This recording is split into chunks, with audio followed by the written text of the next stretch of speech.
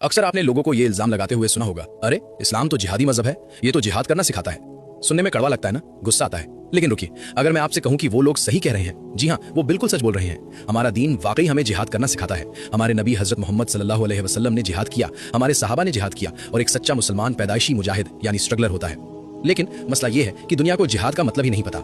जिहाद का मतलब सिर्फ तलवार उठाना नहीं है। जिहाद का मतलब है जद्दोजहद करना, यानी टू स्ट्रगल। किसके खिलाफ? बुराई के खिलाफ, जुल्म के खिलाफ, और सबसे जरूरी अपने अंदर छिपे शैतान के खिलाफ।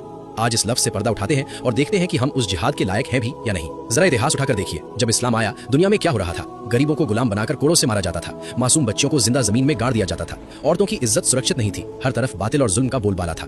हमारे नबी सल्लल्लाहु अलैहि वसल्लम और सहाबा ने जो तलवार उठाई, वो किसी को लूटने के लिए नहीं थी। वो तलवार एक सर्जन के चाकू की तरह थी, जो समाज के कैंसर को काट कर फेंक देने के लिए उठाई गई थी। उन्होंने जुल्म के खिलाफ जंग लड़ी ताकि दुनिया में अमन आ सके। आज आपको जो ये दुनिया प्लेट में सजी हुई मिल रही है, इज्जत और कानून दिख रहा है, इसके पीछे हजारों सहाबा का खून है। उन्होंने अपनी जान दी ताकि इंसानियत जिंदा रहे। ये था जिहाद असगर, यानी छोटा जिहाद, मैदान की जंग। लेकिन जिहाद सिर्फ मैदान में नहीं होता, जिहाद कुर्बानी मांगता है। याद है आपको हजरत मूसा अलैहिस्सलाम का दौर, जब फिरौन के जादूगरों ने हक को पहचान लिया और ईमान ले आए, तो फिरौन ने क्या किया? उसने हुक्म दिया कि इनके हाथ और पैर उल्टी दिशा से काट दिए जाएं और खजूर के तनों पर सूली चढ़ा दिया जाए। सोचिए उस मंजर को, हाथ कट रहे हैं, खून बह रहा है, लेकिन उनकी जबान पर क्या था? हम अपने रब की तरफ लौटने वाले हैं। याद कीजिए हजरत सुमैया रज़ियल्लाहु अन्हा को, इस्लाम की पहली शहीद। तपती हुई रेत पर उनके पूरे परिवार को लिटाया गया, उन्हें नेज़े मारे गए। वो चाहती तो झूठ बोलकर जान बचा लेती, लेकिन नहीं, उन्होंने हक के लिए जान दे दी। याद कीजिए हजरत हमजा रज़ियल्लाहु अन्हु को, अल्लाह के शेर। जंग में शहीद होने के बाद उनका पेट चीरा गया, उनका कलेजा चबाया गया, नाक कान काट लिए गए। वो दुनिया में हर ऐशो आराम कर सकते थे, वो कुरैश के सरदार थे, लेकिन उन्होंने अल्लाह की रजा के लिए अपने जिस्म के टुकड़े करवा लिए। ये है जिहाद, अल्लाह के लिए सब कुछ लुटा देना। और आज हम खुद को उनका मानने वाला कहते हैं। वो लोग अपने हाथ पैर कटवा सकते थे, अपनी जान दे सकते थे, लेकिन आज का मुसलमान अपने नफ्स की कुर्बानी नहीं दे सकता।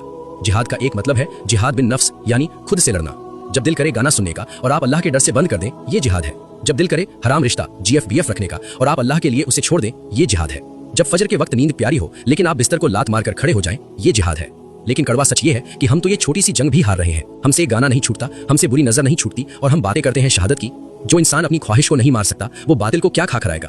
मेरे दोस्तों, जिहाद लफ्ज से डरना छोड़ो, उसे समझना शुरू करो। असली मुजाहिद वो है जो अपनी बुराइयों का गला घोंट दे। अगर आज आपने अपनी एक बुरी आदत को अल्लाह के लिए छोड़ दिया, तो समझो आपने अपना जिहाद शुरू कर दिया। सहाबा ने जान दी, हम कम से कम अपने गुनाह तो छोड़ ही सकते हैं। अल्लाह हम सबको अपने नफ्स से लड़ने की तौफीक दे। अगर बात दिल पर लगी हो तो कमेंट में अल्लाहू अकबर लिखकर अपनी हाजिरी लगाएं और इस पैगाम को फैलाएं।